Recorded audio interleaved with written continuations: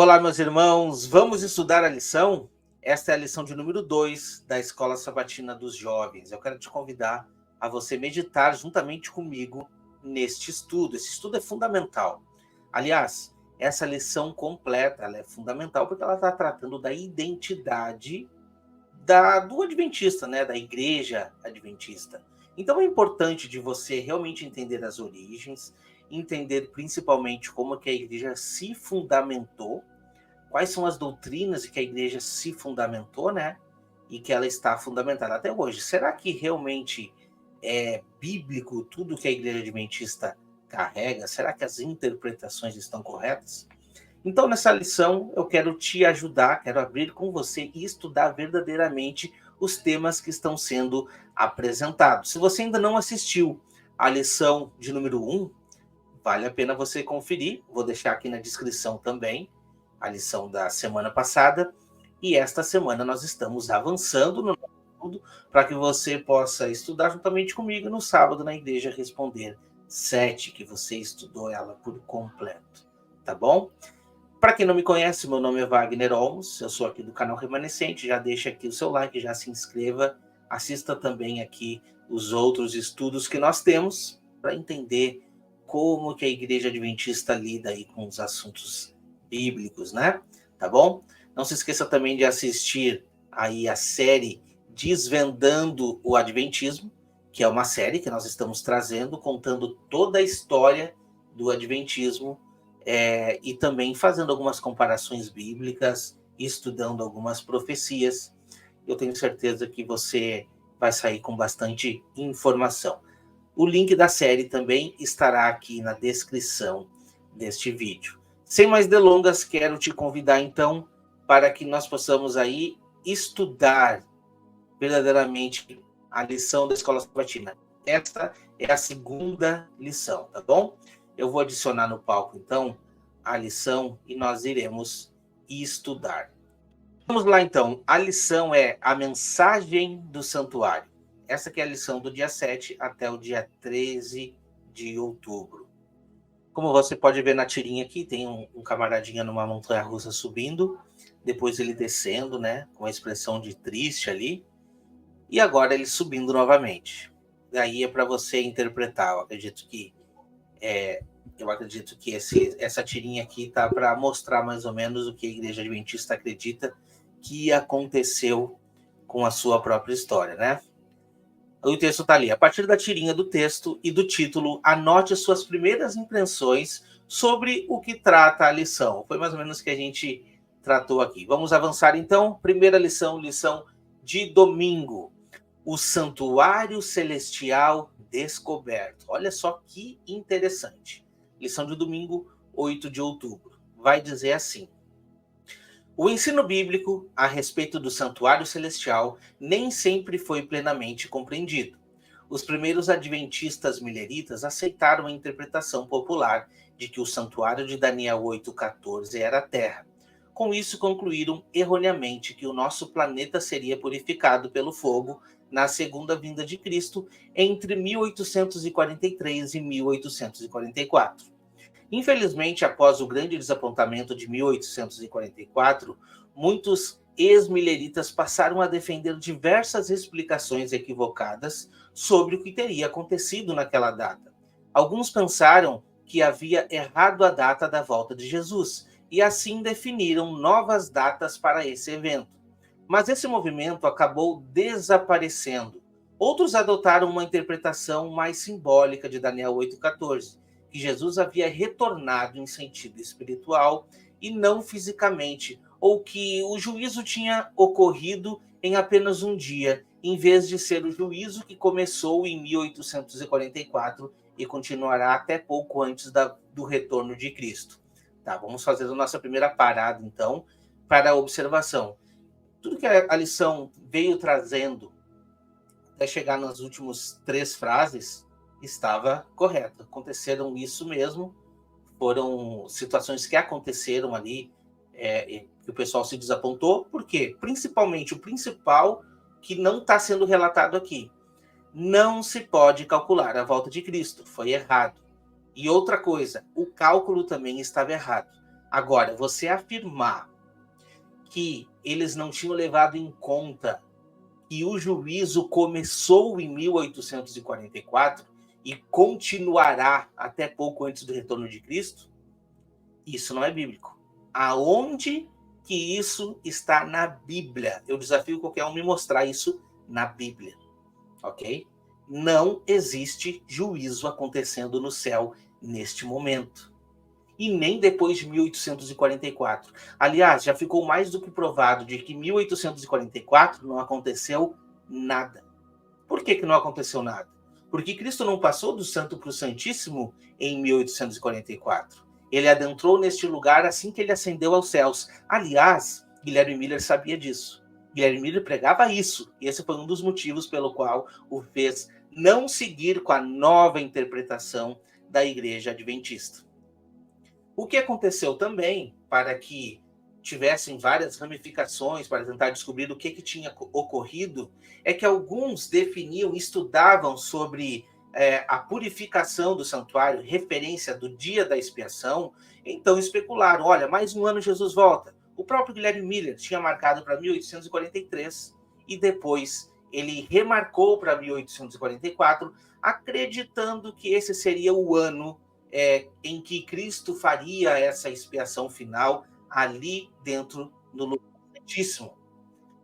Porém, também, Hiram Edson, quando ele teve essa sinapse, muitos dizem que foi uma visão, mas ele mesmo não estava muito certo disto, quando ele disse que teve essa sinapse, que ele tentou dizer que compreendeu o que aconteceu, na mentalidade dele, ele viu Jesus passando do Santo para o Santíssimo naquela data, mas ele tinha a convicção e a certeza que Jesus sairia depois daquele ano. Então ele acreditava que Jesus voltaria um ano depois, no caso, 1845. Ok? Tudo isso apontando para os rituais das festas que aconteciam dentre o povo judaico. Então é importante de você observar isso. Agora, nós batermos o martelo e dizer que o juízo se iniciou em 1844, precisa de base. Precisa de base. Quando nós vamos calcular, fazer esse cálculo que a Igreja Adventista traz a respeito das 2.300 tardes e manhãs, nós encontramos vários equívocos. Vários equívocos. O primeiro deles está na própria palavra de Deus, que aponta alguns requisitos para que essa purificação se concretize, e não é se inicie, ok? A purificação do santuário vai se concretizar quando a data chegar no seu limite. Aliás, a pergunta foi feita lá em Daniel. Vou abrir a Bíblia aqui para nós e nós iremos entender o que eu estou querendo trazer para vocês. A pergunta foi feita lá em Daniel 8:13. Por que só botaram 8:14 aqui? Porque não conseguem responder Daniel 8:13? Será que é por isso? Ou porque não interessa para a interpretação da igreja? Nós estamos estudando a Bíblia, nós precisamos responder tudo o que está sendo dito. E lá em Daniel 8:13 vai dizer: depois ouvi um santo que falava e disse a outro santo, aquele que falava, até quando durará a visão do sacrifício diário interrompido e da transgressão assoladora, visão na qual é entregue o santuário e o exército a fim de serem pisados? Até quando tudo isso vai acontecer? E a resposta vem no versículo 14. E ele me disse, até 2.300 tardes e manhãs o santuário será purificado. Então existem eventos para acontecer. Por isso que essa profecia não se concretizou. Por isso que Jesus tanto não voltou, como o Guilherme Miller tinha calculado, como não aconteceu nada. Por quê? Aonde que está estes eventos acontecendo naquela época? Que santuário estava sendo pisoteado naquela época? Quais exércitos estavam sendo pisados naquela época? Qual sacrifício diário estava sendo interrompido naquela época? São perguntas que você, adventista, precisa responder. Qual transgressão assoladora estava sendo implementada naquela época? Se você tiver essas respostas, você sim consegue ter uma base do cumprimento dessa profecia. E, aliás, a profecia coloca um tempo limite. E uma pergunta: até quando dura? tudo isso que eu falei, até quando? E ele diz, até 2.300 tardes e manhãs, e o santuário será purificado. Purificado do quê? Disso tudo que está acontecendo. Dessa transgressão assoladora, sendo purificado desses sacrifícios diários interrompidos, e o exército que está sendo pisado. Então, precisa ser purificado. Quanto tempo vai acontecer isso? Até 2.300 tardes e manhãs. Até. Não é assim, ó. A partir de. Não é até. E a igreja usa a partir de. Olha só, a igreja substituiu o até por a partir de. E aí fez um cálculo, como 1844 não aconteceu nada, vamos colocar então a data da purificação do santuário em 1844. Ok, então está purificado, correto? Se vocês colocaram essa data em 1844, já está purificado. Mas a pergunta que fica é, cadê Jesus Cristo?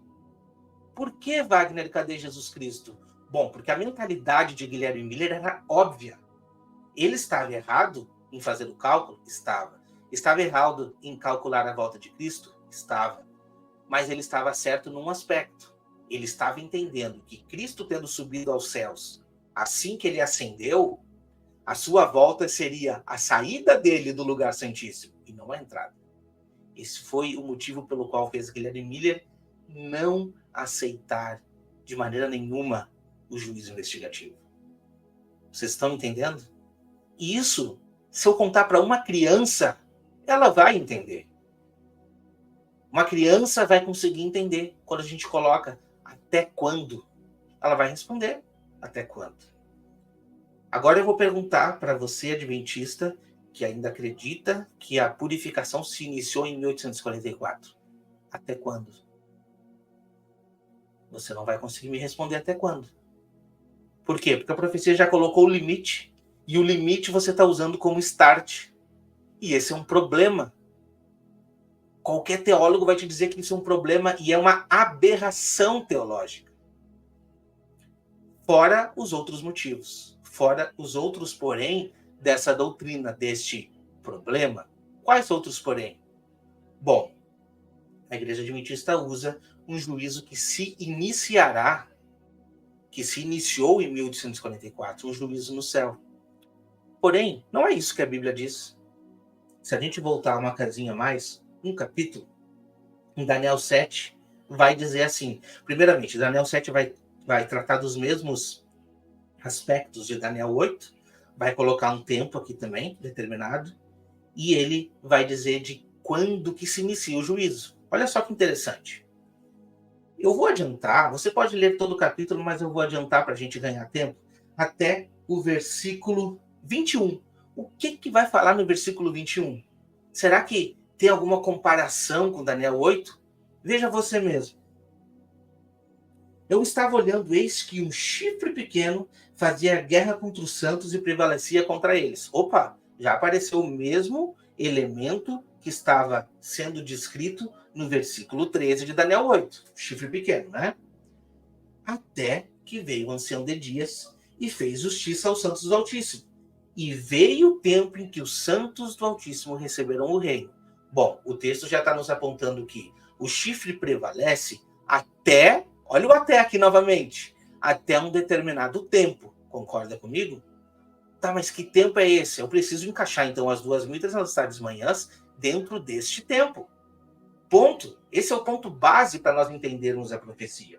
Eu vou avançar no ponto principal para você entender sobre esse juízo. Esse chifre pequeno, no versículo 25, diz que ele proferirá palavras contra o Altíssimo, magoará os santos do Altíssimo, cuidará de mudar os tempos e a lei, e os santos lhe serão entregues nas mãos por um tempo, 2 tempos e metade de um tempo. Então, o que nós estamos vendo aqui? Uma abominação. E a gente está vendo as estrelas, o exército sendo pisado, é o mesmo aspecto. Mas aqui está dando um tempo determinado, que é 1 tempo, 2 tempos e metade de um tempo. Quanto tempo é isso? 3 anos e meio. Então você pode ter certeza que quando surgir o chifre pequeno, ele vai estar ali alinhado para fazer toda a sua função, tudo que está determinado de que ele faça por 3 anos e meio. Tá, mas em com relação ao julgamento que você falou, Olha o texto apontando aqui. Depois que a gente lê o versículo 5, dizendo do tempo determinado, a gente primeiramente precisa tratar desse tempo, 3 anos e meio, referência ao tempo dos sacrifícios interrompidos. A gente vai ver isso mais para frente. Mas diz assim, ó, depois deste tempo, se assentará o tribunal para lhe tirar o domínio e para o destruir e consumir até o fim. E o reino e domínio e a majestade dos reinos debaixo de todo o céu serão dados ao povo dos santos do Altíssimo. E esse reino será um reino eterno, e todos os domínios o servirão e lhe obedecerão. Então, o tempo do julgamento é depois, não é antes. Por isso que se enquadra perfeitamente na profecia das 2.300 tardes e manhãs. Por quê? Porque quando o tempo, quando esse até se concretizar das 2.300 tardes e manhãs, Jesus Cristo vem e faz justiça aos santos. É realmente a representação do sumo sacerdote saindo do lugar santíssimo para vir aqui para essa terra, para habitar com os homens, para estender esse tabernáculo com os homens e para fazer justiça aos santos. Então se assentará o juízo para tirar o domínio destes exércitos até o fim. Outra comparação a gente vê também em Daniel 2, quando a gente vê a estátua de Nabucodonosor e ele pede aquela revelação para Daniel, e Daniel diz para ele, né? Olha só que interessante. No versículo 34 diz assim, ó, quando eu estava olhando, uma pedra foi cortada sem auxílio de mãos humanas. Opa, a mesma referência que está contida lá em Daniel 8, que fala que esse personagem seria destruído sem auxílio de mãos. É a mesma coisa. Mesma conexão. Deus ele faz a conexão para que você entenda. E diz assim, essa pedra fere os pés da estátua, né, pelos pés, e ele esmiuça todos aqueles reinos. Então foi juntamente esmiuçado ferro, barro, bronze, prata, ouro, e os quais se fizeram como a palha das eiras no estio, e o vento os levou, e deles não se viram mais vestígios. Mas a pedra que feriu a estátua se tornou uma grande montanha e encheu toda a terra. Olha só que interessante. É exatamente o tempo em que todos os domínios aqui desta terra serão destruídos e os santos receberão o reino. Olha só que interessante. Então eu não posso desconectar tudo isso. E nós estamos tratando somente do primeiro dia, para você ver quanta coisa tem para a gente falar. Vou avançar no estudo, porque eu tenho certeza que a gente vai tratar sobre isso um pouco mais para frente, tá bom? Enquanto aqueles ex-mileritas se debatiam com amargo desapontamento, alguns não conseguiram se livrar da convicção de que o problema estava em sua interpretação do santuário e não no cálculo da data. Olha só, foi o que a gente acabou de falar, né? Muitos não conseguiram, porque a data não aconteceu nada. Em 7 de fevereiro de 1846, o R.L. Crozier publicou um artigo na revista The Day Star, descrevendo a conexão entre a profecia das 2.300 tardes e manhãs, o santuário celestial e o ministério de Jesus no fim dos tempos. Que ministério que Jesus faria no fim dos tempos que ele não tivesse feito antes? E eu preciso saber disso. Crozier explicou que o santuário de Daniel 8,14 não estava localizado na terra, mas no céu. E argumentou que em 1844 Jesus havia saído de um compartimento do santuário celestial, o lugar santo, e entrado em outro lugar santíssimo, iniciando uma nova fase de seu ministério, uma obra de julgamento. Qual lugar da Bíblia está contido isso? Eu quero que alguém me apresente. Aonde que está contido que Jesus passaria de um lugar para outro para iniciar algum ministério? Outra pergunta. O que Jesus estava fazendo antes disso? Que ele não iniciou esse ministério? O que ele estava fazendo? Outra pergunta. O que precisa ser purificado no céu? O que precisa ser purificado verdadeiramente? Diga para mim. Qual santuário precisa ser purificado? Tem alguma coisa contaminada no céu para ser purificado? Outra pergunta. Qual é a função de Cristo a favor de toda a humanidade após a sua morte? É julgar ou interceder? Pense nisso, irmão adventista. Pense nisso, medite, porque eu sei que você é inteligente. Não concordo com nenhuma dessas colocações, porque o próprio livro de Hebreus diz que nós temos a intrepidez e o acesso de entrar no Santo dos Santos. Bom, se nós tivéssemos acesso de entrar, se nós não temos acesso de entrar no Santo dos Santos, ou se nós temos a partir de que Cristo ascendeu aos céus, como que a gente tem acesso a um lugar que Cristo não estava, que ele não tinha acesso? Diga para mim, Hebreus 10, no versículo 19. Tendo, pois, irmãos, a intrepidez para entrar no Santo dos Santos, pelo sangue de Jesus, pelo novo e vivo caminho que ele descortinou, além do véu que é sua própria carne. Quando Jesus morreu na cruz, o véu do santuário terrestre se rasgou de fora a fora. Qual é a representação disso? Lembramos que Hebreus 10:1 diz que, visto que a lei tem sombras dos bens vindouros e não a imagem real das coisas, nunca jamais pode tornar perfeito os ofertantes com os mesmos sacrifícios que ano após ano perpetuamente se oferece. Então, tudo aquilo eram sombras dos bens vindouros. Nós vamos tentar entender esse ponto do santuário, então, para eu tentar explicar para vocês o que acontecia. Quando Deus falou com Moisés, ele disse assim, ó, faça um santuário para que eu possa habitar no meio de vocês. Mas, na verdade, Deus não estava habitando no meio ou dentro do homem. Ele estava num lugar específico, inacessível. O único meio do homem naquele lugar era por intermédio de um sangue emprestado, que era o sangue do cordeiro que ele precisava sacrificar para ter acesso à presença de Deus. E era uma vez por ano. Isso acontecia uma vez por ano. Agora, Cristo Jesus, tendo morrido, ele se tornou esse cordeiro pascual, primeiramente, intercedendo por nós todos os dias, que significa que ele é o nosso cordeiro diário, ok? Mas também fazendo a intercessão, que era a representação exata do momento da expiação, porque o sangue dele cobre todos os pecados. E quando ele diz que o véu do santuário se rasgou, e quando diz em Hebreus 10:19 aqui, que este véu é do seu próprio corpo, ele diz assim, ó, esse caminho, meus irmãos, que estava ali restrito somente ao sumo sacerdote, agora ele está aberto. E você tem o direito que você não tinha de entrar neste lugar. Para quê? Para que você tem direito de entrar nesse lugar? Para quê? Diga para mim. Você tem o direito de entrar nesse lugar para entrar na presença de Deus, por intermédio do sangue de Cristo. Você consegue entender isso? A profundidade que é isso? Esse é o direito que você não tinha. E agora Deus, em vez de estar habitando em um lugar exclusivo, um lugar inacessível para o homem, a partir da morte de Cristo, ele habita aqui, ó, dentro do homem. Este é o santuário que Deus habita. Começou a pegar? Você começou a pegar o que é a verdade a respeito da profecia das 2.300 tardes e manhãs? Qual santuário precisa ser purificado? Então a gente precisa saber se acontece algum juízo ou não. Esse é o ponto principal.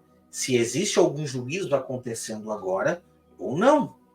Então, voltando no mesmo capítulo de Hebreus, vai dizer, Hebreus 10, no versículo 9, diz assim, eis aqui estou para fazer, ó Deus, a tua vontade. Remove o primeiro para estabelecer o segundo. Aí você pode entender sobre o primeiro santuário, quanto ao segundo santuário, o verdadeiro santuário, o verdadeiro templo e também a lei. Remove o primeiro, a primeira aliança de concerto para estabelecer a segunda. Qualquer coisa que você entender está enquadrado dentro desse texto. E vai dizer assim, ó, nessa vontade é que temos sido santificados mediante a oferta do corpo de Jesus Cristo, de uma vez por todas. Olha a seriedade que é esse texto. Primeiramente, ele já nos remete lá àqueles rituais, porque o sumo sacerdote precisava entrar de uma vez por ano. E Jesus Cristo agora faz esse cerimonial de uma vez por todas. Ok? E ele vai explicar, para quem não entendeu ainda, versículo 11. Hebreus 10:11, não perca a conta. Ora, todo sacerdote se apresenta dia após dia para a exercer o serviço sagrado e a oferecer muitas vezes os mesmos sacrifícios que nunca jamais podem remover pecados. Jesus, porém, tendo oferecido para sempre um único sacrifício pelos pecados, assentou-se no lugar santo. É isso? Não. Assentou-se à destra de Deus. Então, ele não assentou nesse lugar santo que a igreja adventista está trazendo, que essa lição está trazendo aqui. É a destra de Deus. Vamos tentar santificar os espaços. Qual é o lugar mais santo do universo, ou pelo menos até fora do universo, o terceiro céu? Não seria na presença de Deus? Jesus se assentou ali, à destra de Deus, aguardando daí em diante até que os seus inimigos sejam postos por estrados dos seus pés. Porque com uma única oferta aperfeiçoou para sempre quantos estão sendo santificados. Olha só a diferença. Precisava de ofertas diárias e agora Jesus faz uma única oferta, ok? E disso nos dá testemunho também o Espírito Santo, porquanto por ter dito: esta é a aliança que farei com eles depois daqueles dias, diz o Senhor. Porém no seu coração as minhas leis, não mais em pedra, tá bom? E sobre a sua mente as escreverei. E acrescenta, também, preste atenção, se você não prestou atenção mais nada, preste atenção nesse ponto. Também, de nenhum modo, me lembrarei dos seus pecados e das suas iniquidades para sempre. Ora, onde há remissão desses, já não há oferta pelo pecado. Eu vou riscar esses dois versículos aqui, o 17 e o 18, eu vou substituir aqui para você, adventista. Não existe juízo investigativo. Essa é a resposta que você precisa. Não existe juízo investigativo. Jesus não está te julgando. Não tem ninguém anotando os teus pecados no céu nesse momento. Sabe por quê? Sabe por quê? Porque ele apaga os teus pecados, ele não se lembra mais. Ele não se lembra mais. Entenda a diferença? Essa é a diferença. Sinta-se perdoado, receba o perdão que vem do alto. Jesus, o consumador da tua fé, ele te deu esse perdão. Ok? Lembre-se de ser uma nova criatura. Quem é uma nova criatura não anda no pecado. Esse é o pacto da nova aliança, feito com o sangue de Cristo. Por você. Olha que maravilha. Isto sim é uma mensagem poderosa a respeito da verdade bíblica. Não um juízo investigativo que eu não vejo em momento nenhum na Bíblia. O que o juízo investigativo faz é desmontar o plano de Cristo na cruz. Isso sim o juízo investigativo faz. Porque no momento que você diz que Jesus está lá anotando os pecados de toda a humanidade, você está desfazendo tudo o que está escrito aqui.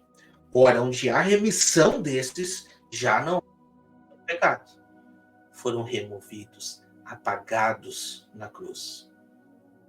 Continuando então, o artigo continha alguns erros doutrinários, mas Deus estava lentamente conduzindo o seu povo a uma compreensão mais ampla e completa de sua palavra. Como a gente está mostrando aqui, se a compreensão mais ampla da sua palavra era diferente de tudo que a gente leu até agora, não era Deus que estava conduzindo.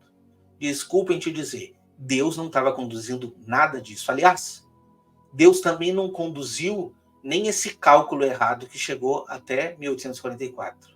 O que começou errado não tinha como continuar dando certo. Entenda isso. Vamos avançar então para a lição de segunda-feira. A lição de domingo tomou bastante tempo, eu sei, mas foi necessário, porque agora a gente vai conseguir fazer alguns encaixes para que você entenda. Siga um modelo. Guilherme Miller havia identificado que a Bíblia se refere a 7 coisas ou pessoas como santuário: Jesus, Judá, o céu, o templo de Jerusalém, o lugar santíssimo que estava dentro do templo de Jerusalém, a terra e o povo de Deus. Isso eles dizem que Guilherme Miller estava se referindo a tudo isso. Ele concluiu que o único santuário que claramente precisava ser purificado é a terra. Apesar do seu profundo desapontamento em 1844, Miller nunca perdeu a esperança na breve volta de Jesus. Ele faleceu em 1849, crendo fervorosamente nessa verdade. Concordo.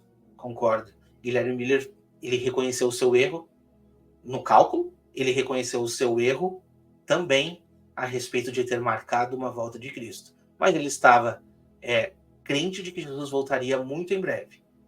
Ele tinha essa verdade juntamente com ele. Ele não passou a pressão que viria logo depois, que surgiu a partir dos adventistas muito tempo.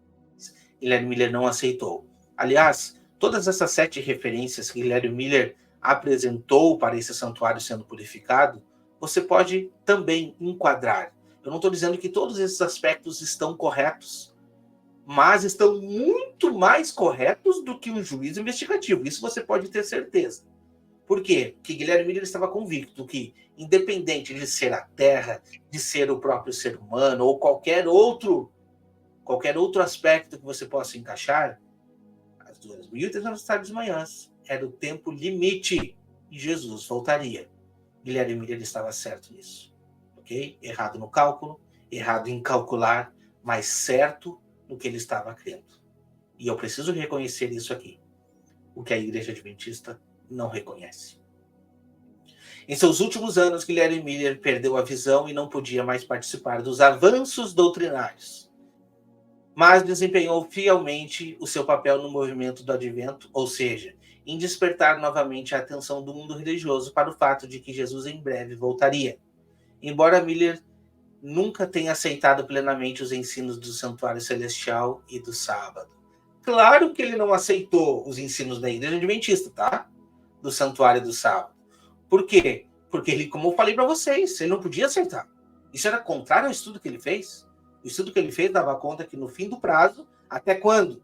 Quando chegasse o prazo, Jesus voltaria. Então ele estava correto nisso. Por isso que ele não aceitou. Entenda isso, você, irmão adventista. Ellen White escreveu que Deus o ressuscitará na segunda vinda de Cristo. Primeiros Escritos 2:3-7. Quando ela escreve isso, ela diz que ela teve uma visão e que isso ela viu. Aí é questão de vidente, né? Então eu não posso dizer nada. Mas eu também acredito que ele foi um homem de Deus, um homem que se arrependeu dos seus erros, se arrependeu de ter sido deísta, se arrependeu de ter sido maçom, fez um erro de um cálculo, mas o erro maior ele não participou. Eu acredito que Guilherme Miller verdadeiramente pode ser salvo. Eu também acredito. Mas eu não estou te dizendo para ti que eu tive uma visão disso, tá? Essa é uma crença interna minha. Isso daí quem vai julgar é Deus, e eu espero que ele seja ressuscitado e receba a herança que ele mesmo aguardava, ok? Mas eu não vou afirmar isso, muito menos dizer que tive uma visão para te dizer isso. Esse é um ótimo lembrete de que Deus é paciente e misericordioso com cada um de nós e só nos responsabiliza pelas verdades que conhecemos. É verdade, é verdade. Ele nos responsabiliza pelas verdades que conhecemos. Que bom que Guilherme Miller não conheceu, ou se conheceu, não aceitou as outras, né? Que bom. Foi muito bom para ele.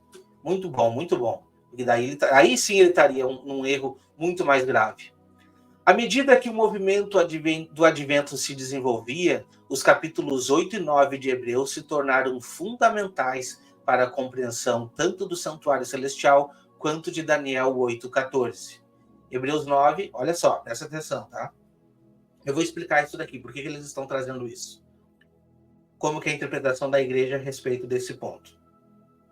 Hebreus 9 revela que existem 2 santuários, um na terra, Hebreus 9, 1-2, e outro no céu, versículo 11. Além disso, Hebreus 8, 1 e 2 mostra que Jesus atua como sumo sacerdote no verdadeiro santuário que foi construído pelo Senhor e não por seres humanos.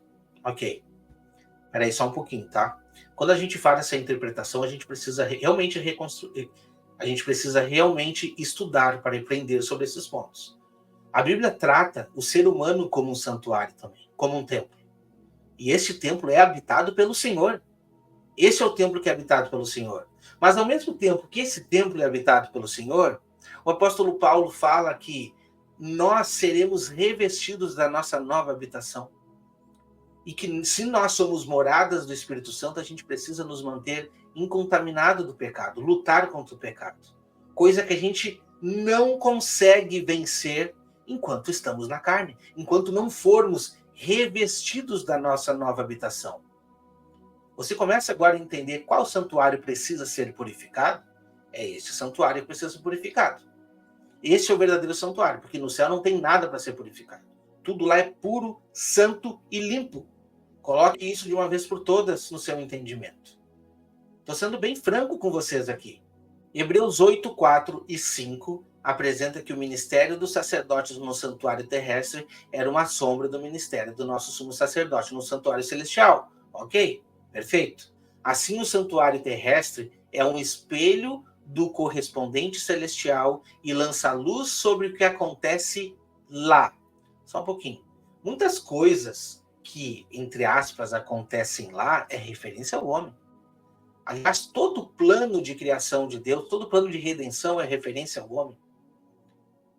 O que precisa ser purificado? Diga para mim. Por que o sangue de Cristo verteu? Diga para mim.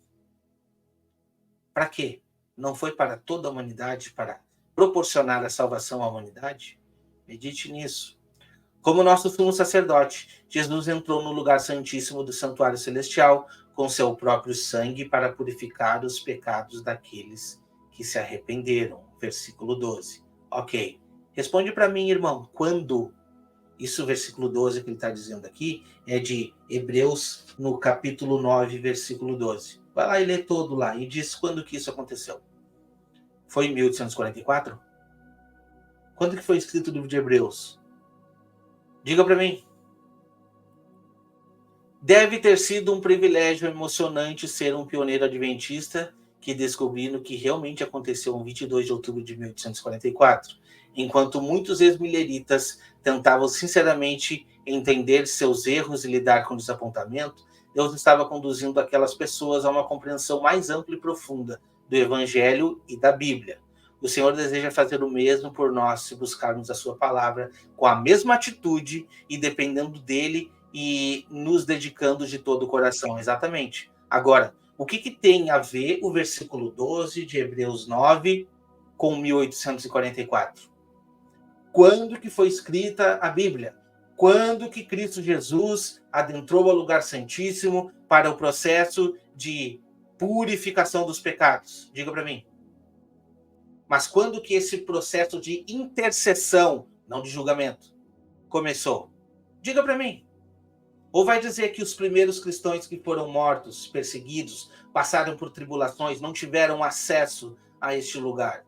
Não tiveram acesso a Cristo Jesus, ao sangue de Cristo Jesus, se achegaram à destra do Pai, se achegaram no lugar santíssimo por intermédio de Cristo Jesus, para lhe fazer as suas súplicas. Diga para mim, eles tiveram ou não tiveram esse acesso? Agora responda, o que aconteceu em 1844? Não consegue responder? Eu respondo para você. Nada. Não aconteceu nada. Biblicamente falando, nada. Você pode tentar interpretar o que você quiser, mas biblicamente falando, não aconteceu nada. Então eu vou dizer para você ali, ó, não siga o modelo. Este modelo está equivocado. E eu não tenho medo nenhum de te falar isso. Vamos avançar então. Lição de terça-feira. O santuário. Se o sumo sacerdote da terra era responsável por realizar a purificação do santuário terrestre uma vez por ano, e o santuário terrestre era uma cópia do santuário celestial, então o santuário do céu também precisa ser purificado? De quê? Olha só, Moisés foi dito para ele, faça conforme o modelo que te foi apresentado. Diga para mim, então existe sacrifício lá no céu? É isso que existe? Existe pecado lá para ser expiado no céu? É isso? 2 vezes por dia, o sacerdote entrava no santuário terrestre para fazer expiação pelo povo. Hebreus 9:6. Sacrifícios de tardes e manhãs, ok? Aí sim você começa a interpretar mais ou menos o que a profecia está dizendo.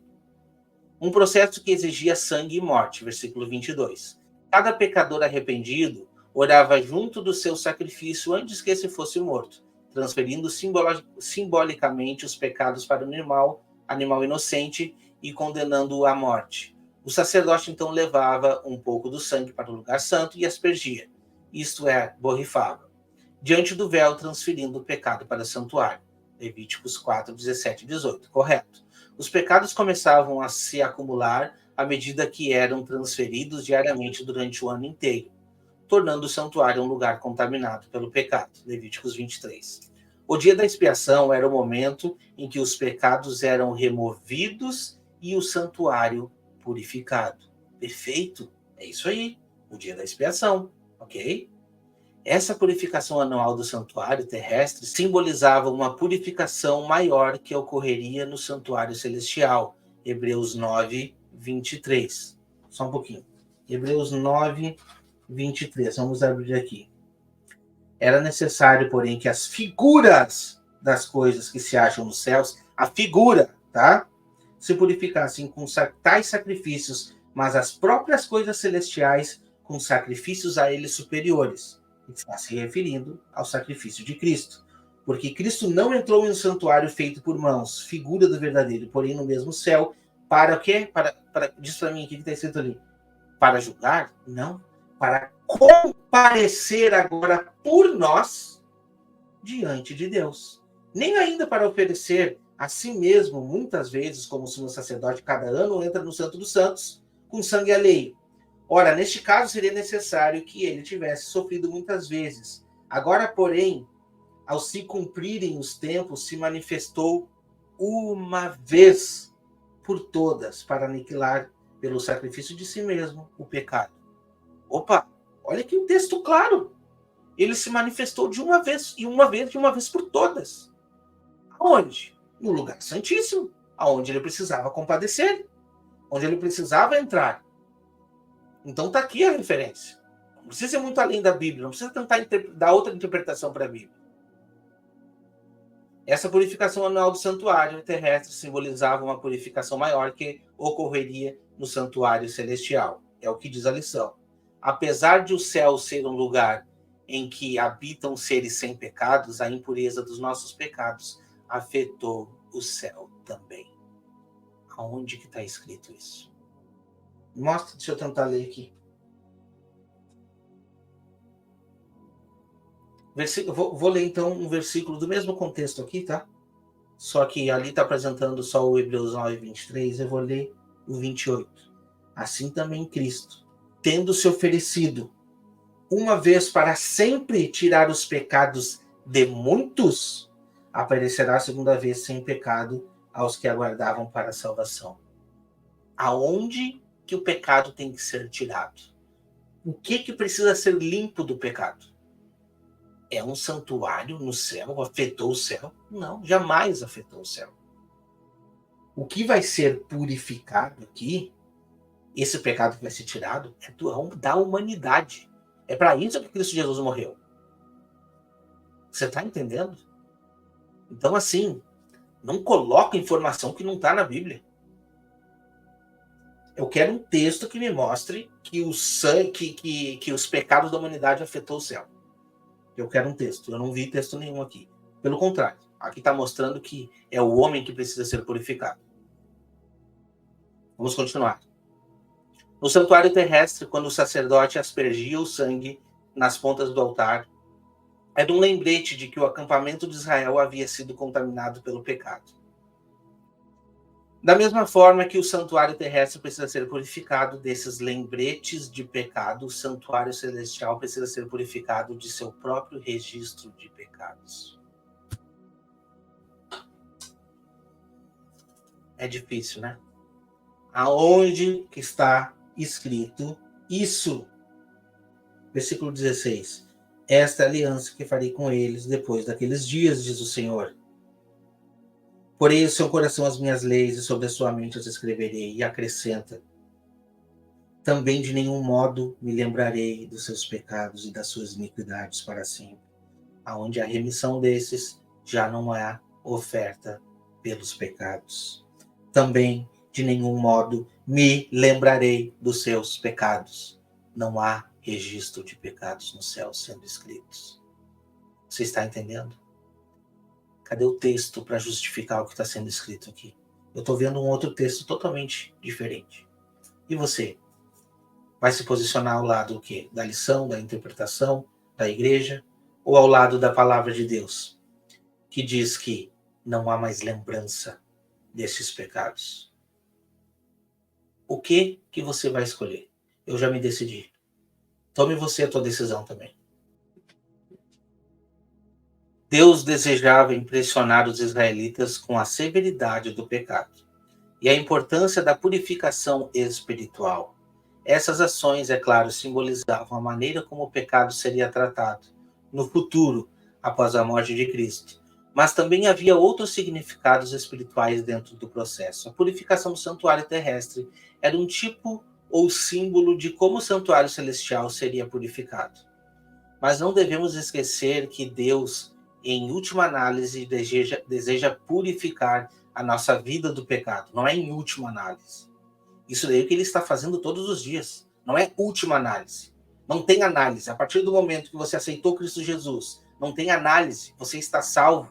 Aceite. Isso se chama graça. Aquela que é nova criatura não vive em pecado, já passou da morte para a vida, não entra em juízo. Está escrito. A nova aliança é a promessa de que temos um sumo sacerdote que intercede por nós para que possamos estar prontos para receber a herança eterna. É isso. Ele intercede por nós, ele não julga. Você está entendendo? Qual casa? Qual é a habitação do Espírito Santo? Aonde verdadeiramente faz sentido interpretarmos que Jesus está purificando? O que está sendo purificado dia após dia? O que precisa ser purificado? Vamos lá? Vou abrir a palavra com vocês, então. Rapidinho, a gente vai dar uma fugidinha, entre aspas, da lição para abrir esse texto e meditarmos. Porque eu acho importante, tá bom? Vamos lá, então. Olha só que interessante. Nós iremos ler agora, então, Hebreus no capítulo 3. E vamos ler um pouquinho só. Por isso, santos irmãos, Hebreus 3, versículo 1. Por isso, santos irmãos, que participais da vocação celestial. Opa, isso significa que a gente participa dessa vocação celestial. Então, a referência do santuário é a mesma referência nossa. Nós fazemos parte deste santuário. Nós somos este santuário que precisa ser purificado. Isso é lógico. Presta atenção.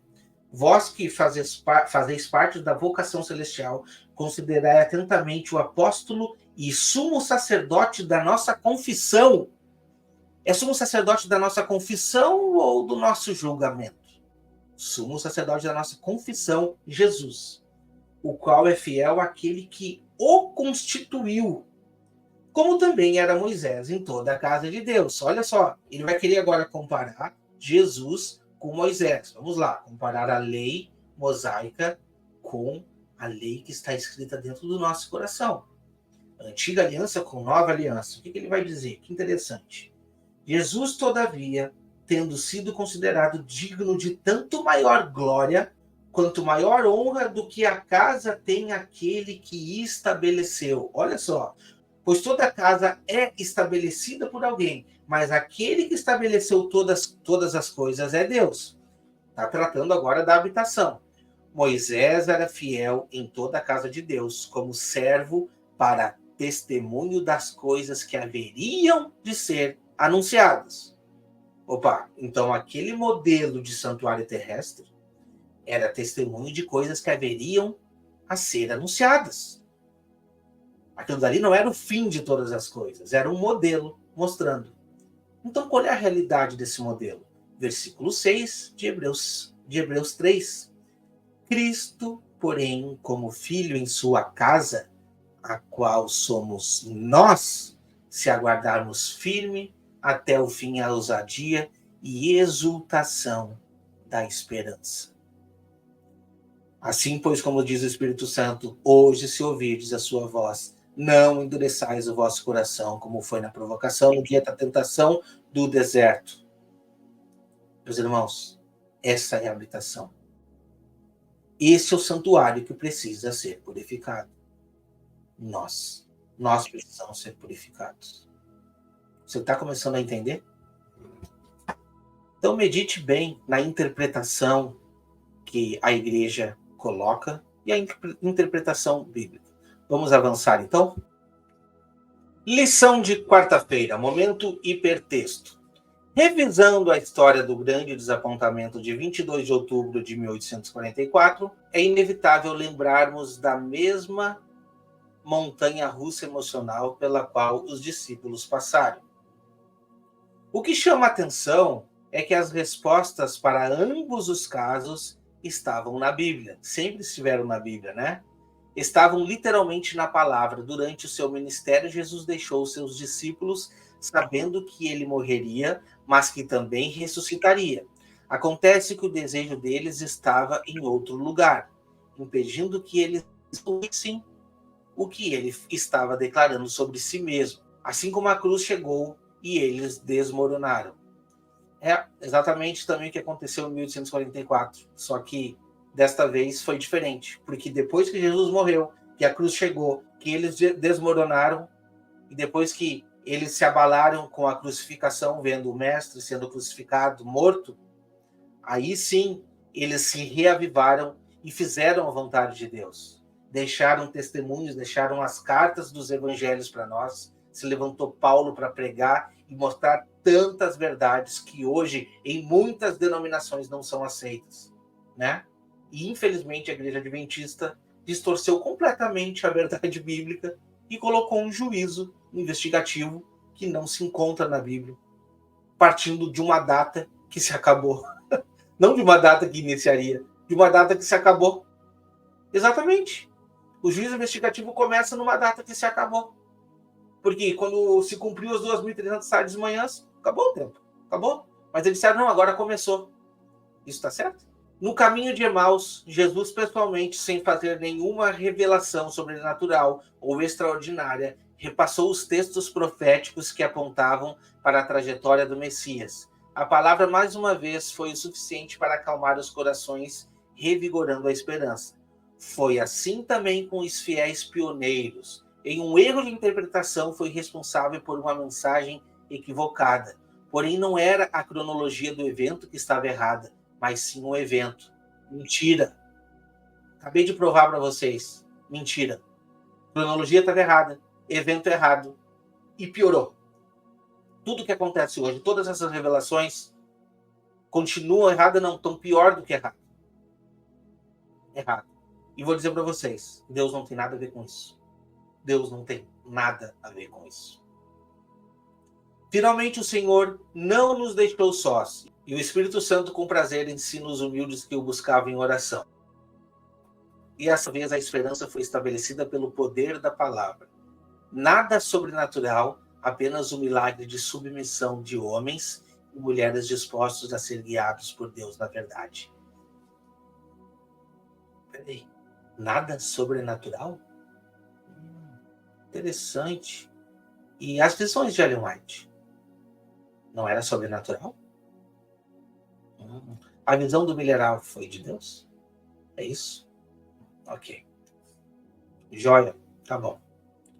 Compare a sua experiência sobre o entendimento do santuário, a minha experiência, ok, com a experiência dos pioneiros a partir dos textos. Eu vou fazer questão de abrir com vocês os textos, tá? Apocalipse 11, 19. Vamos lá. Apocalipse 11, 19. O que diz ali?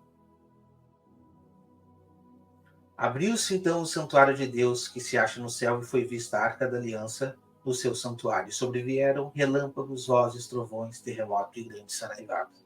Isso aqui já se cumpriu? Não estou entendendo. Aqui, Apocalipse 11 está falando dos eventos dos últimos dias na Terra. Aliás, está mostrando aqui que este é o sétima trombeta. O sétimo anjo tocou a trombeta e houve no céu grande voz dizendo: reinos do mundo se tornou do nosso Senhor e de seu Cristo, e ele reinará pelo século dos séculos. Não entendi a referência aqui. Então, vamos lá, deixa eu tentar meditar. Compare a sua experiência sobre o entendimento do santuário com as experiências dos pioneiros a partir dos textos Apocalipse 11 e 19. Não consigo conectar com 1844. Fora, vou riscar. Pode riscar daí que não serve para esse contexto. Hebreus 8, de 1 a 5. Vamos lá. Ora, o essencial das coisas que temos dito é que possuímos tal sumo sacerdote que se assentou à destra do trono da majestade nos céus, Santo dos Santos. Quando? Responda aí. Quando que ele se assentou lá? Ok? Como ministro do santuário do verdadeiro, tabernáculo que o Senhor erigiu, e não um homem. Pois todo sumo sacerdote é constituído para oferecer tanto dons como sacrifícios, por isso era necessário que também esse sumo sacerdote tivesse que oferecer. Ora, se ele tivesse na terra, nem sacerdote seria, visto que existirem aqueles que oferecem dons segundo a lei. Por quê? Porque ele era da tribo de Judá e só quem poderia fazer esses rituais seriam os levitas. Por isso que o texto está explicando. Os quais ministram em figura sombra das coisas celestes, assim como foi Moisés divinamente construído quanto estava para construir o tabernáculo. Pois diz ele, veja que faça todas as coisas de acordo com o modelo que foi te dito, te mostrado no monte. Agora, com efeito, obteve Jesus ministério tanto maior e excelente, quanto é ele também mediador de superior aliança, instituída com base em superiores promessas. Aí você pode ler o versículo 8, que diz: Eis aí vem dias que farei uma nova aliança com a casa de Israel e com a casa de Judá. Opa, mas Israel não foi negado? Não é isso que a igreja diz? Que Deus cessou a chance de Israel? Bom, estude a Bíblia. Porque esta aliança que firmarei com eles, com a casa de Israel, depois daqueles dias, diz o Senhor, na sua mente imprimirei as minhas leis, e também sobre o seu coração escreverei, eu serei o seu Deus, e eles serão o meu povo. Oh, olha só. Então, interessante, né?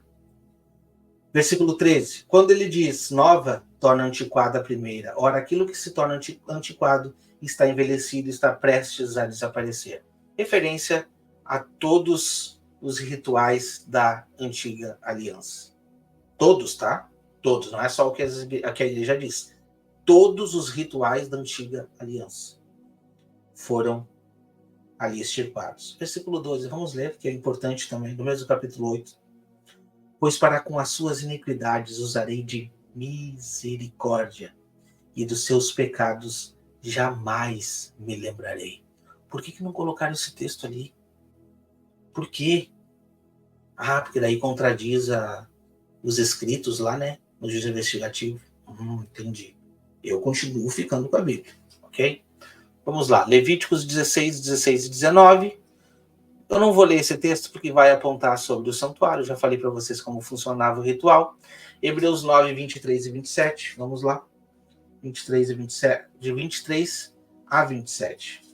Porque Cristo não entrou em santuário feito por mãos, figura do verdadeiro, mas no mesmo céu, para compadecer agora por nós diante de Deus. Para julgar agora por nós diante de Deus. Não, compadecer. Entendi. Ok. Nem ainda para se oferecer a si mesmo, muitas vezes, como sumo sacerdote cada ano, entra no Santo dos Santos, com sangue alheio. Ora, neste caso, seria necessário que ele tivesse sofrido muitas vezes a função do mundo. Agora, porém, ao se cumprirem os tempos, se manifestou uma vez por todas. Bom, Santos dos Santos uma vez por ano. Agora, de uma vez por todas. Ah, ok. Então ele entrou assim que ele ascendeu aos céus, de uma vez por todas. Ok, continuo ficando com a Bíblia. E assim como os homens está ordenado morrer uma só vez, vindo depois disto o juízo. Bom, já até passei os textos que foram apresentados ali. Ok. Hebreus 6, 19 e 20. Vamos ler o que diz ali. 6, 19 e 20.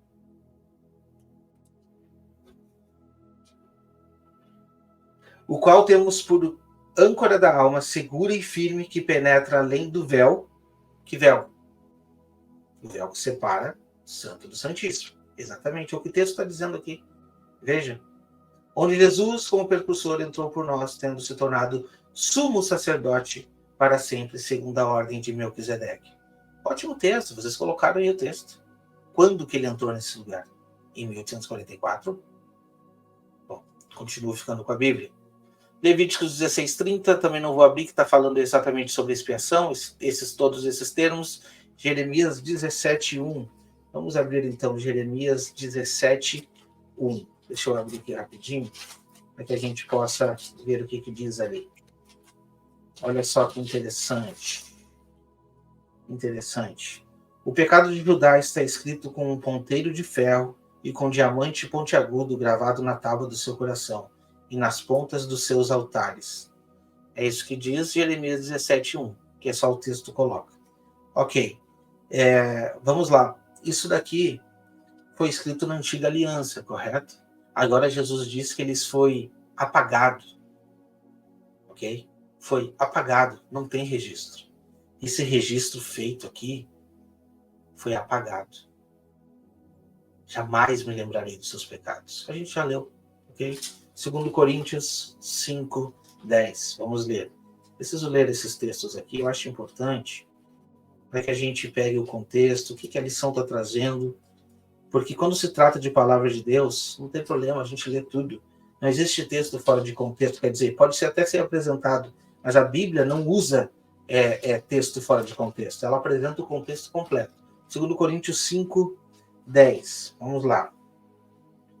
Porque importa que todos nós compareçamos perante o tribunal de Cristo, para que cada um receba segundo o bem ou mal que tiver feito por meio do corpo. Que interessante, né? Por que não leram os versículos anteriores? Como falei, texto fora de contexto gera pretexto. Quando a gente vai ver exatamente o que está contido no capítulo 5, é o texto, o que eu falei para vocês antes, mesmo sem ler na palavra. É Paulo dizendo que desejava deixar essa habitação para estar com o Senhor.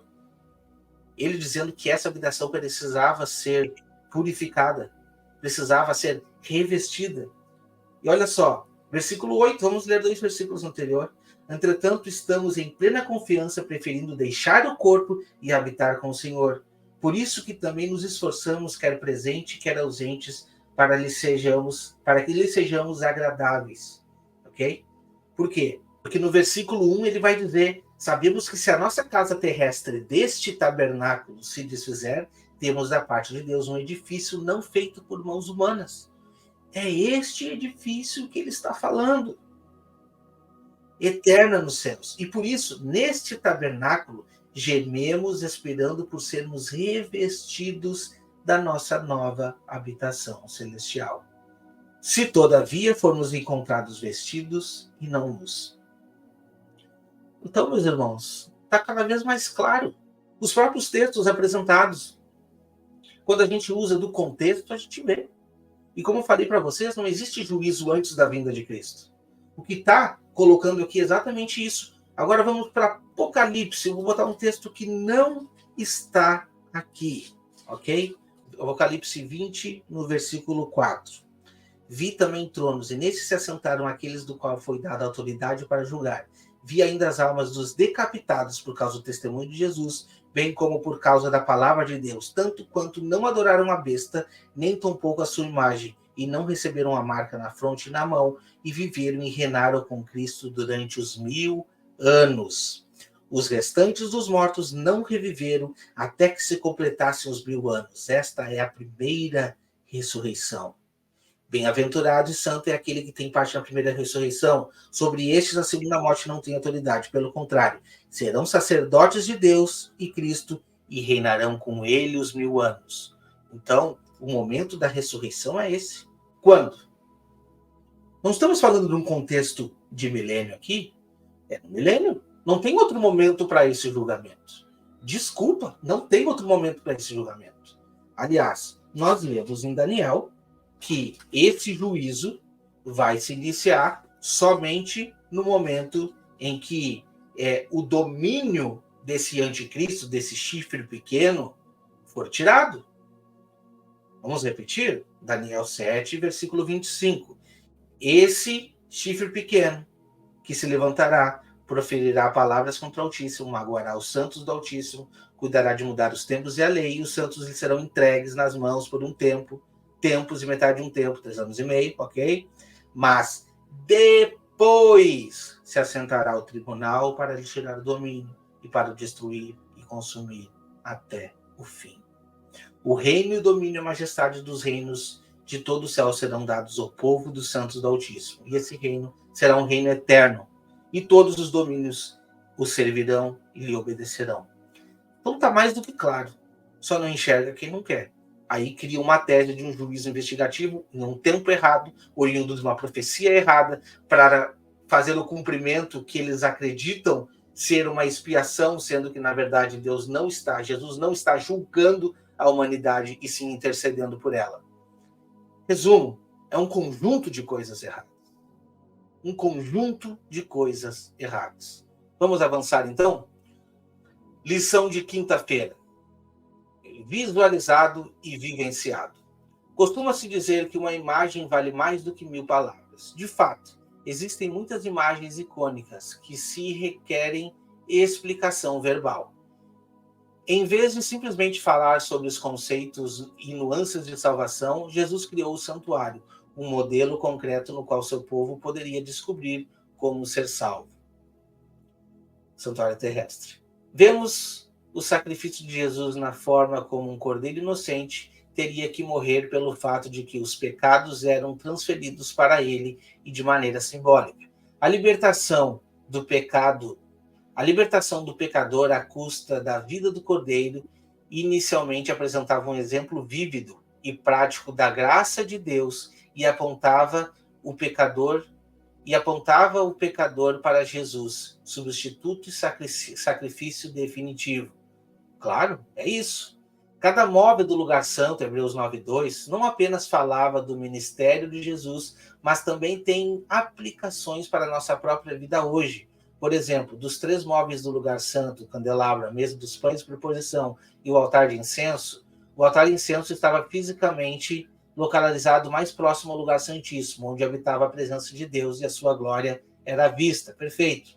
Com a suave flagrância de incenso subindo do altar, pairando sobre a cortina e pousando na arca da aliança, no propiciatório. Altar de incenso representava belamente a conexão com Deus que podemos ter por meio da oração. Perfeito, ótimo, muito bom. Eu estou aqui para elogiar o que estiver correto também. Salmo 141:2, Apocalipse 8:13. Ele colocou aqui. A mensagem do santuário nos garante que Deus está em seu trono de graça, desejando receber as nossas petições. Perfeito! O santuário exemplifica a combinação perfeita entre a justiça e a misericórdia de Deus, ilustrando que esses 2 aspectos de seu caráter. Perfeito! Só que a justiça de Deus já foi justificada. Aí é que está. Entenda. Jesus só intercede por aqueles que são santos.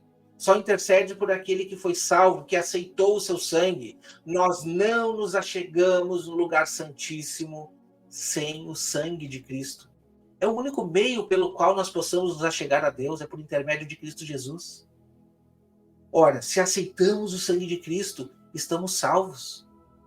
É isso que a palavra diz. Já não há condenação para nós. Entende de uma vez por todas?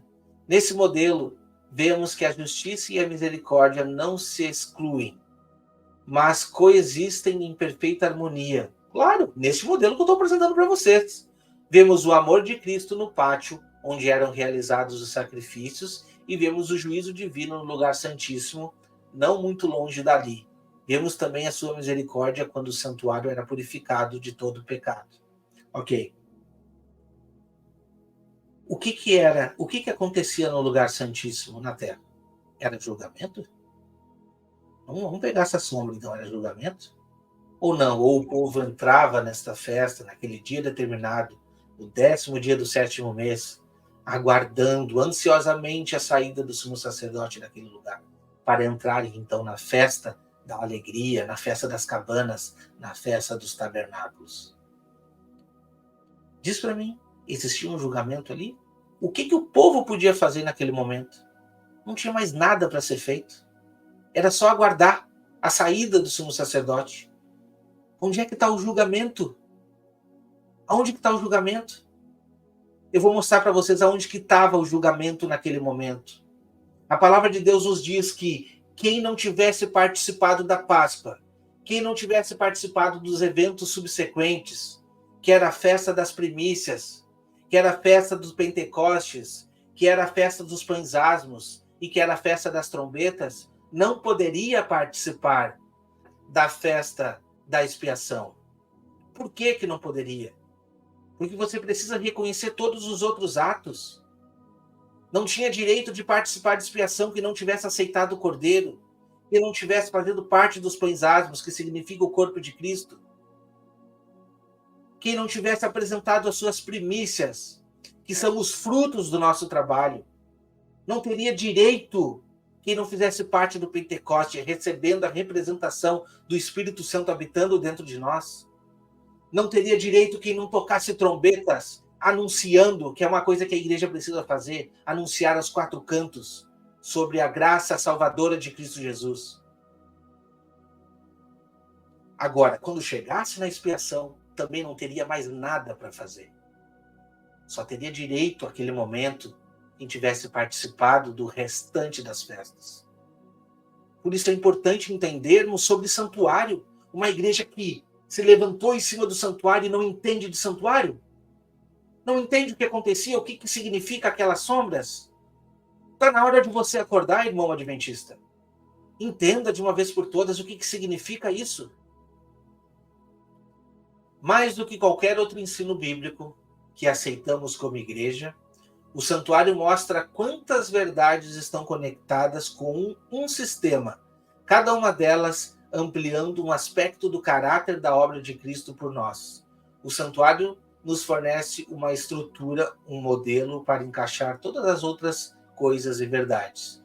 O santuário apresenta sim, um único sacrifício, um único mediador,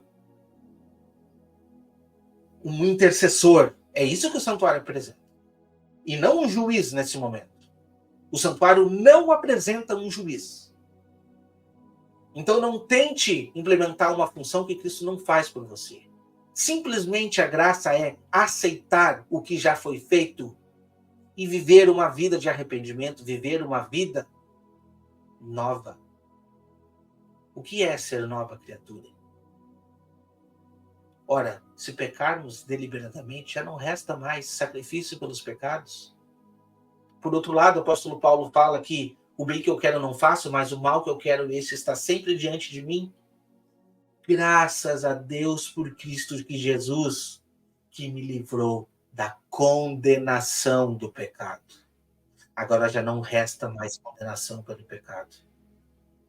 Porque fomos salvos e justificados pelo sangue de Cristo. Sabe o que se chama isso? Graça.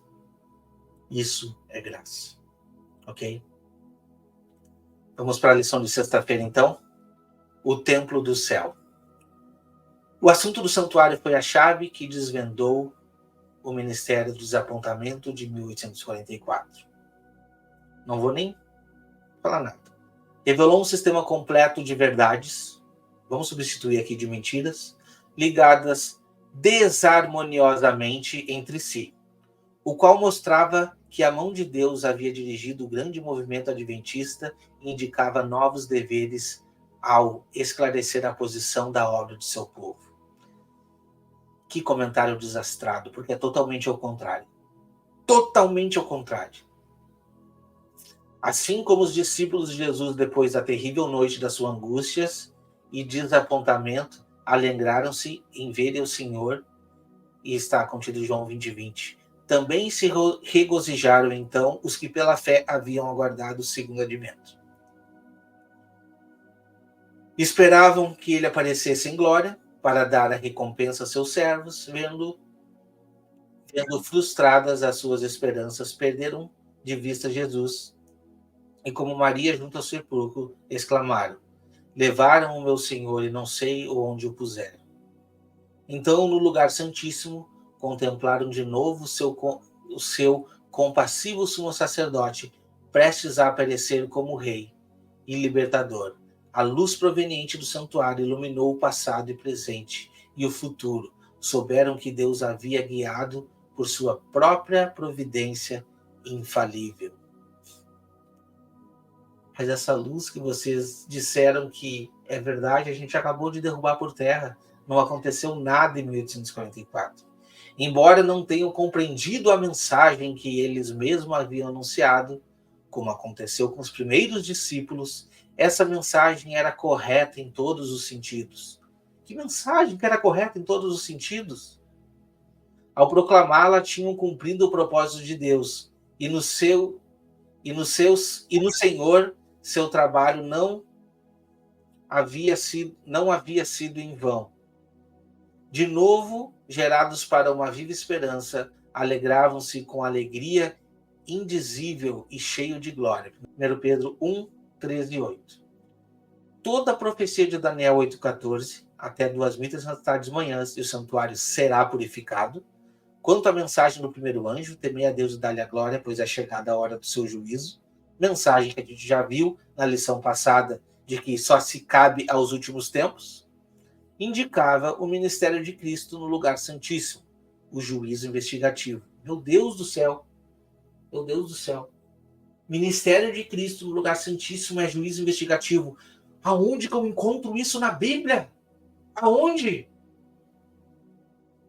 E não a vinda de Cristo para resgatar o seu povo e destruir os ímpios. O engano havia sido não na contagem dos períodos proféticos, mas no acontecimento que ocorreria no fim dos 2.300 dias. Deixa eu tentar olhar aqui. Daniel 8. Até 2.300 tardes de manhã o santuário será purificado. Então tá, então o santuário foi purificado. Onde que eu encontro que depois disso aconteceria alguma outra coisa? Vamos lá. Deixa eu ver aqui. Tô tentando procurar aqui, irmãos. Tô tentando. Deixa eu ver se eu encontro aqui.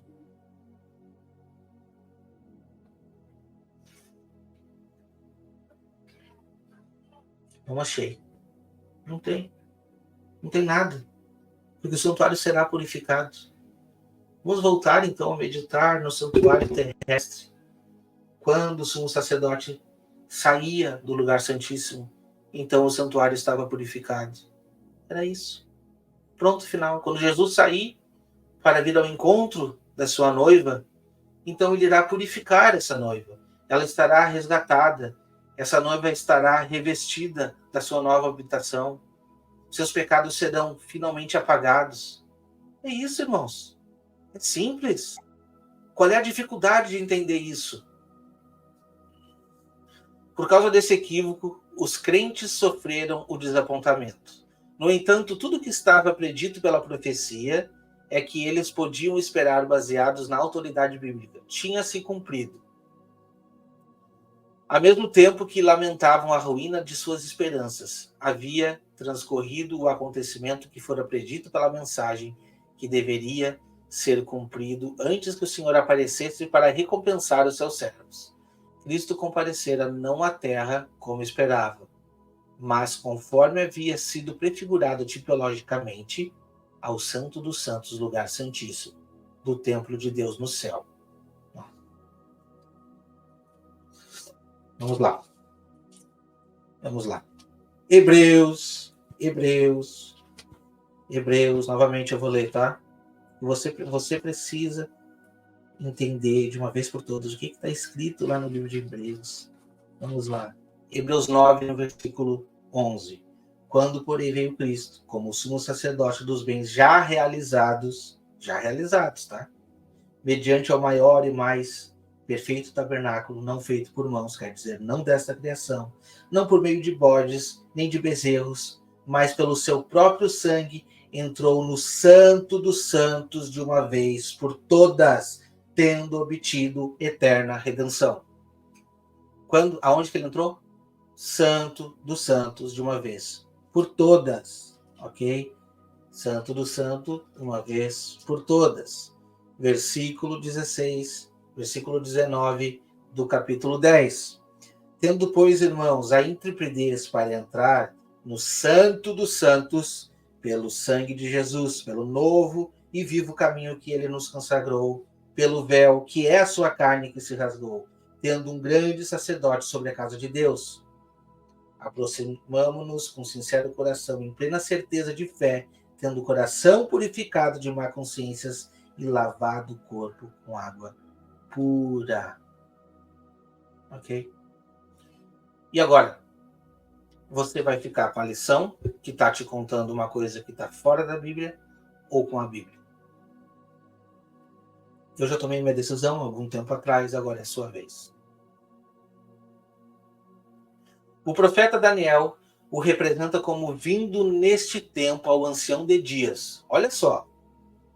Eu estava olhando nas minhas orações da noite, e eis que vinham com a nuvem dos céus, e como o filho do homem dirigiu-se, não à terra, mas ao ancião de dias. Olha só, olha o que colocaram assim. Olha o que colocaram ali. E o fizeram chegar até ele. Então pegaram o livro de Daniel 7, que a gente já leu ali, deixou bem claro, e disseram que esse texto aqui está representando que Jesus foi até o ancião de dias. Esse texto está ali em Daniel, no versículo, Daniel 7, versículo 13, que vai dizer, né? Eu estava vendo nas minhas visões da noite, e eis que vinha com as nuvens do céu, um como filho do homem. Bom, quando que vem com as nuvens dos céus o filho do homem? Se dirige ao ancião de dias e fizeram chegar até ele. Foi-lhe dado domínio. Opa, olha só. Foi-lhe dado domínio, a glória e o reino, para que os povos, nações e homens de todas as línguas o servissem, e seu domínio é um domínio eterno, que não passará, e seu reino jamais será destruído. Que momento é esse que o texto está dizendo? Por que leem só o versículo 13? Ah, entendi, está escrito ali, né? Ellen White disse no Grande Conflito.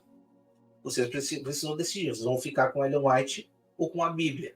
Porque quando a gente lê todo o contexto, tá?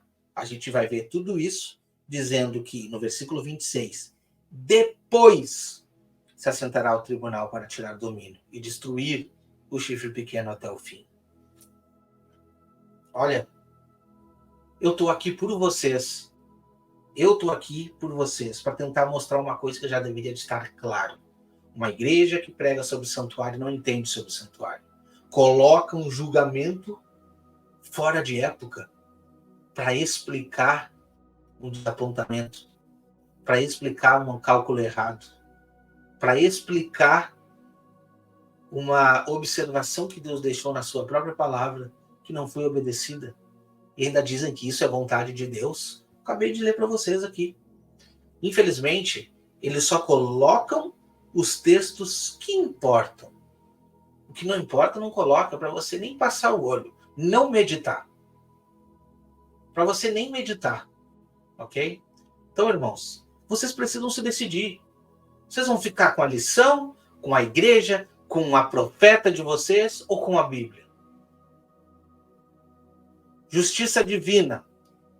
Porque se perdoarem uns aos outros a ofensa deles, também o Pai de vocês que está nos céus o perdoará. Mateus 6,14. Uma história inspiradora que ocorreu em 2016, na cidade de Providência, nos Estados Unidos. Um juiz chamado Frank Caprio ganhou fama mundial por suas atitudes compassivas e misericordiosas durante os julgamentos de infrações de trânsito. Em um caso notório, um homem compareceu perante o juiz Caprio, acusado de estacionar ilegalmente e enfrentava uma multa considerável. No entanto, ao descobrir que o homem era um veterano de guerra e estava passando por dificuldades financeiras, o juiz fez uma pausa e perguntou-lhe sobre o seu serviço militar. Com empatia genuína, o juiz decidiu retirar todas as acusações contra o homem, mostrando uma incrível demonstração de perdão e compreensão.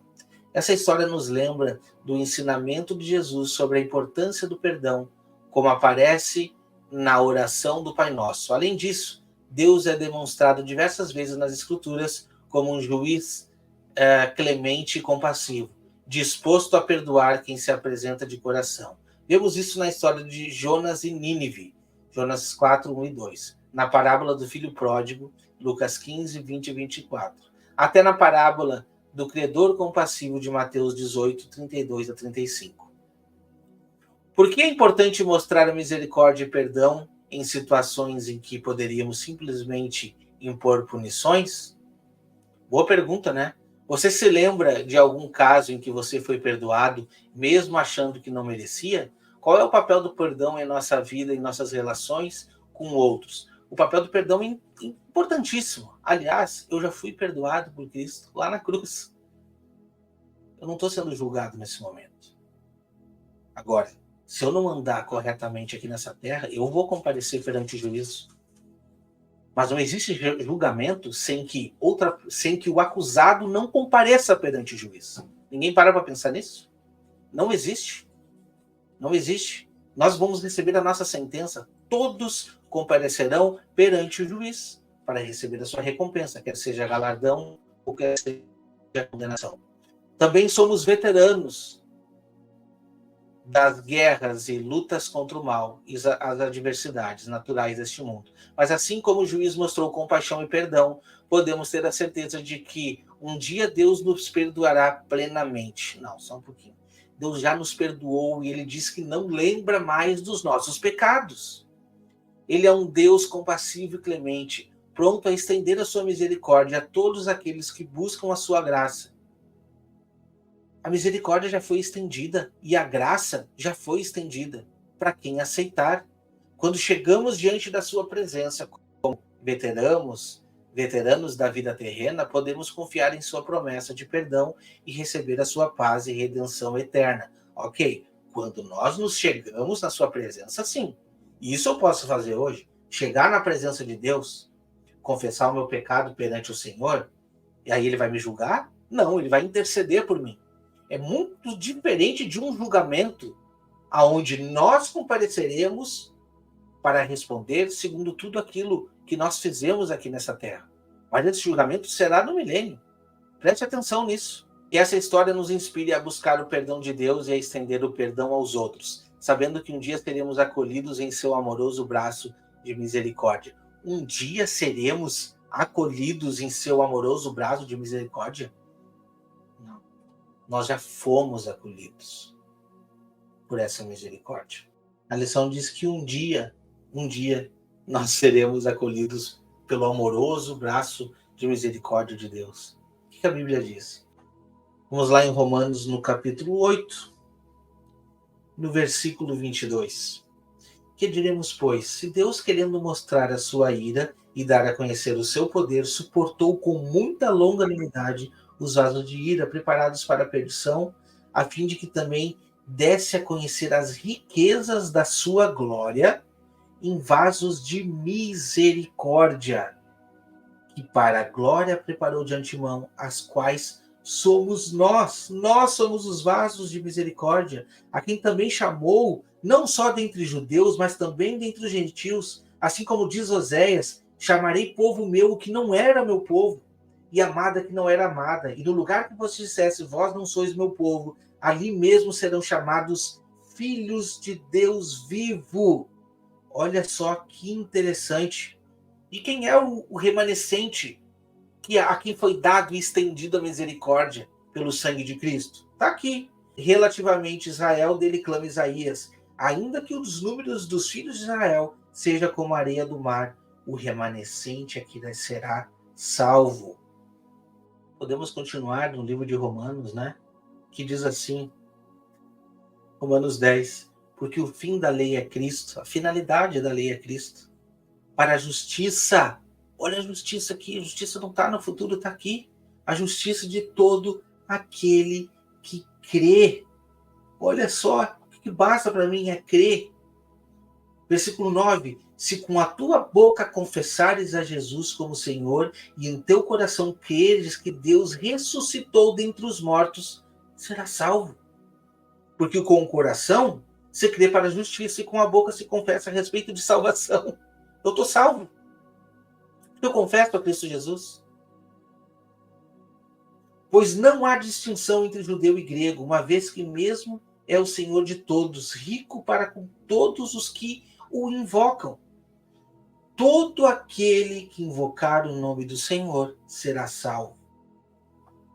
Meus irmãos,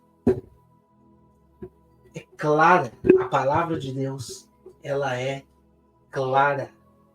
Ela é clara. Então, irmãos, essa lição é desastrada. Ela tenta explicar o inexplicável. Ela tenta explicar o inexplicável. Mas eu abri a palavra de Deus com vocês aqui hoje. E eu espero que você, de coração, entenda tudo que eu trouxe. Que você medite em tudo que foi trazido aqui.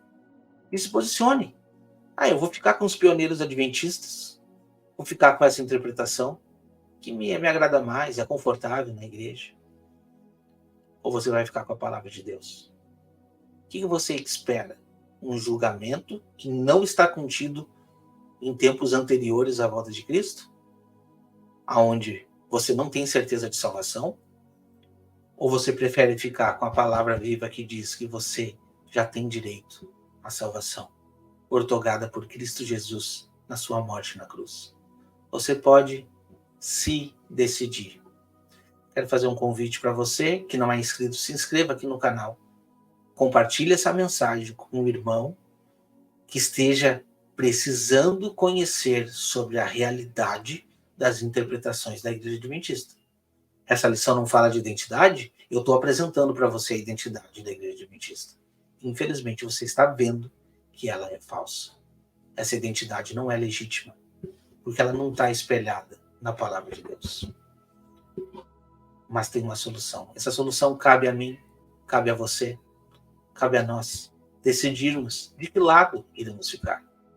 Nós iremos ficar ao lado da palavra ou iremos ficar ao lado de tudo que nos contaram simplesmente porque é confortável estar na igreja? Pense bem sobre tudo o que eu trouxe. Medite muito mais na palavra, tá bom? Se você quiser fazer contato comigo, me questionar, trazer uma indagação, uma pergunta, quiser fazer parte de um grupo de estudos que nós já temos, de WhatsApp, provavelmente você vai ver o link aqui embaixo. Quiser um contato direto comigo, contar seu testemunho, você pode estar me enviando uma mensagem lá no meu Instagram, @canal Remanescente. Vai até lá, mande uma mensagem, aproveite para me seguir lá, mande uma mensagem para mim lá e nós podemos conversar. Se você for educado, mesmo sendo adventista, você é muito bem-vindo, ok? Referentemente a interpretações, eu posso ouvir a sua interpretação, a gente pode conversar, mas lembre-se, eu não aceito nada exterior à palavra de Deus. Sola Escritura. Sola Escritura é o meu lema, e assim eu irei até o fim. Esta é a segunda lição. Esta é a segunda lição dos jovens. Então, semana que vem a gente vai ter um novo encontro aqui para estudar a terceira lição, ok? E essa lição também promete. Não se esqueça de se inscrever no canal, estar conosco aqui acompanhando os vídeos que nós temos, e que Deus te abençoe